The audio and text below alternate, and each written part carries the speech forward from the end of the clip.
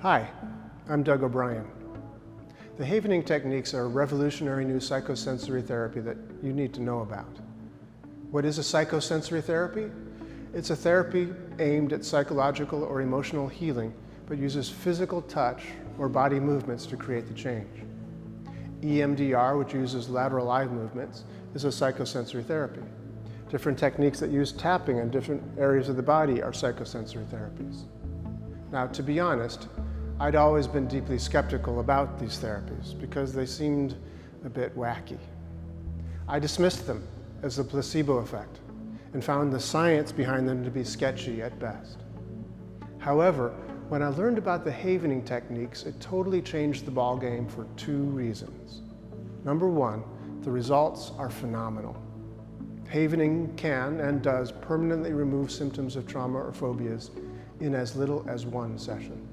And number two, Havening is backed up by solid scientific research.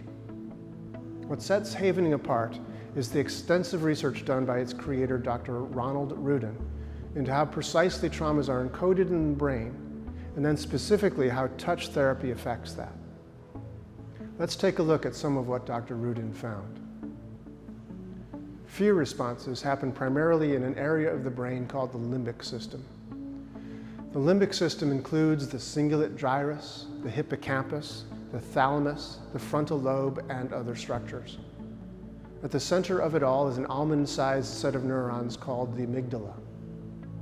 When your survival is threatened, it is the amygdala that takes over and focuses every single function of your body and brain on one goal: to keep you alive. Right? You get that shot of adrenaline, the racing heart rate, the cold sweat. The amygdala will activate rage, make you run like crazy, fight like a demon, or immobilize you with total paralysis. Whatever works for your survival. And when certain conditions are met, a specific nucleus of the amygdala ensures that we will never forget this experience, and thus make sure we never put ourselves in this position again in the future. It encodes the experience in our brain as a trauma. So how does it do that? When a traumatic event happens to us, glutamate receptors called AMPA receptors become potentiated on the postsynaptic surface of the lateral amygdala. Potentiated means that they are activated, they pop up onto the surface.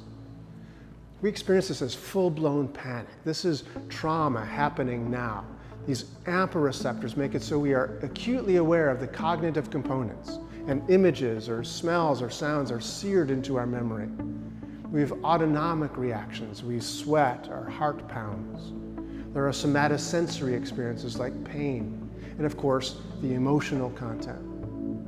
But what really makes a trauma is its permanence.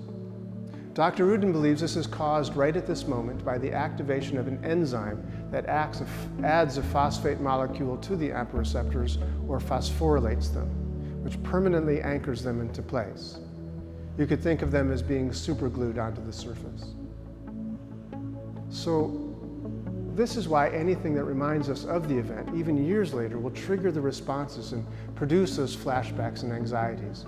And it also explains why traditional therapies do little or nothing to remove the trauma. Talking about it can sometimes even make it worse because it can uncontrollably trigger those responses. So how is Havening different? How does it get in there to alter this seemingly permanent condition? Havening is based on the fact that the human body is an electrical chemical organ. Any sensation experienced by the body is transduced into an electrical chemical signal to be sent to the brain. Dr. Ruden found research that shows that physical touch on certain areas of the body send that electrical chemical signal to the brain in the form of very slow brain waves called delta waves. It is worth noting that during traumatization, your brain is racing. It is using high-frequency gamma waves up to 100 hertz. That is extremely fast. As a result, the brain is producing a wide variety of stress hormones like cortisol and norepinephrine, giving you that fight or flight response. Delta waves, by contrast, are the slowest brain waves. They are only 0.5 to 4 hertz, and the neurotransmitters produced by the brain are very different. You get a lot of serotonin, oxytocin, and GABA as an example. Delta waves also cause one more thing to happen that is of critical importance.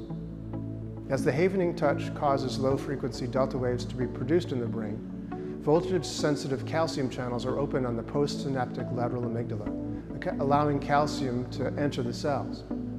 This leads to the activation of an enzyme called calcineurin, a phosphatase which removes the phosphate from the AMPA receptors. This is probably the most important factor, so let me say that again.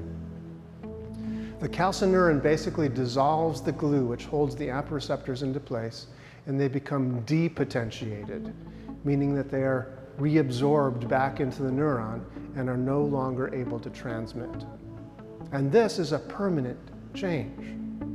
So after Havening, the formerly traumatized individual can still remember that the events happened, but no longer has any emotional or physiological reaction. Let me give you an example. The first time I ever saw the Havening techniques demonstrated, the woman who volunteered to receive the treatment from Dr. Ruden had survived the attacks in the World Trade Center in New York City on 9/11.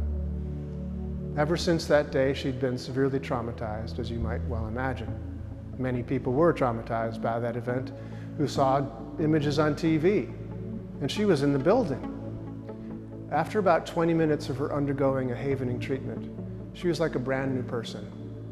She was calm, not sobbing, and able to describe the experience without being triggered into her panic state. Interestingly, she now described the experience differently.